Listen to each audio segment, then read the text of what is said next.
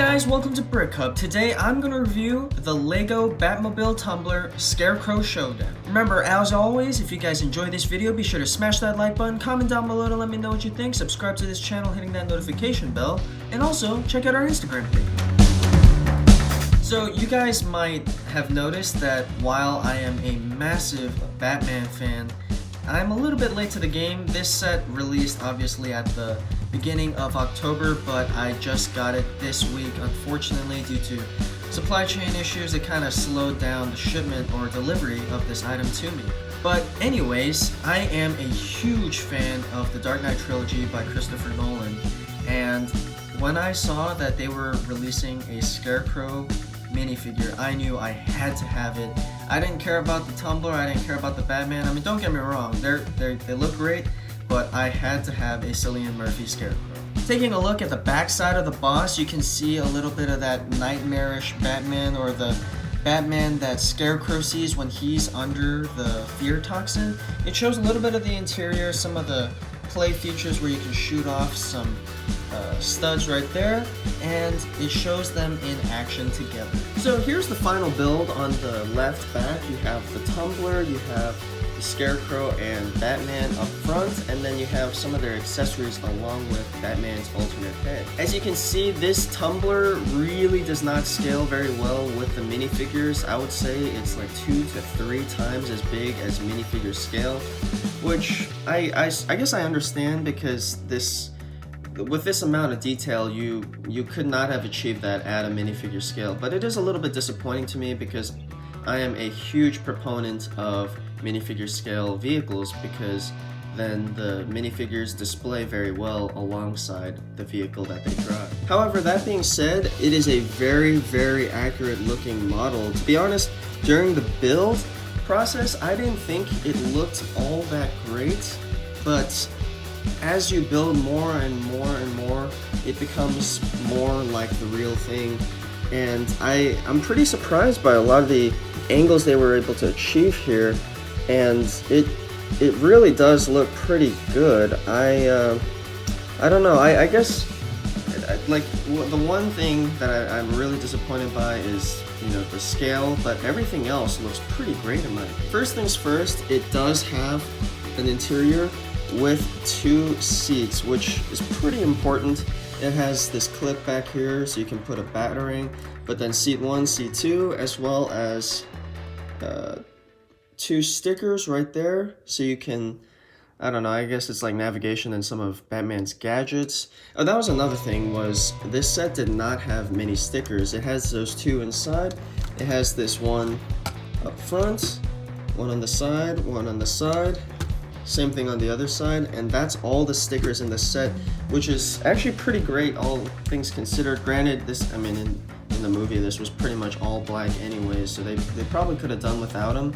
And I would say if you decide not to use the stickers, the set still looks great without them, so that's a plus. As far as the angles achieved, if you look from the top, you can see that they kind of go in at a slant, the sides here, and there's a windshield piece here, here, and here.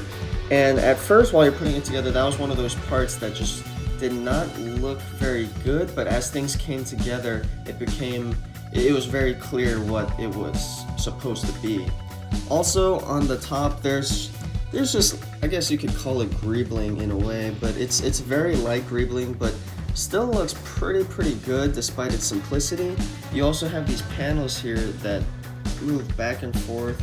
I don't know if in the movie they were supposed to move, but you have these panels as well if you want to play with them. It's on both sides. On the back side, you have the 2 large wheels on both sides, which I think the back is probably the worst looking side of this build, and it still looks really good. And of course, you have the jet in the middle. These flaps right here go up and down as well if you want to play with them, but again, just like these parts, I don't think they moved in the movies. It's just something you can look at. Here's a look at the other side, and here's a look from the front. I think this front angle is the best looking angle, and it also looks like you might be able to use some of these shapes to try to recreate your own the Bat, which was like the name for the Batwing, and the Nolanverse, but anyways, very great model. So this is Jonathan Crane, or Scarecrow, from the Nolanverse. In those movies, he was played by Cillian Murphy, who's one of my favorite actors of all time. I think he's extremely underrated, and this minifigure is just amazing. The head print is just, it looks almost like it was just ripped straight out of the film. The backside looks really great. It even has the noose around the neck, just like the character did in the movie. My one big gripe is that they didn't have just a little bit of light printing. I feel like if the top kind of carried over into the waist, it would have looked better. And I don't know, I mean, that was just pretty disappointing for me, because this was such an important character to me. But anyways, I'm just glad they did it. I really hope we get a Catwoman, Ra's al Ghul, as well as a Two-Face, because we really need more Nolanverse minifigures. And this is the Christian Bale Batman from the same movie. Another great minifigure. I do wish that he also would have had leg printing or sidearm printing. I mean, I think the $20 Spider-Man set for No Way Home had sidearm printing and leg printing, so really not sure what happened with Batman. Maybe DC's just not getting the love from Lego, but there's his back prints. Now, one of the cool things about this Batman figure is that he does come with an alternate head. But before I do that, let me just show you guys his standard head underneath. And here's a look at his alternate head. Basically, it's supposed to be the face that Batman makes when Scarecrow sees him under the influence of his own fear toxin.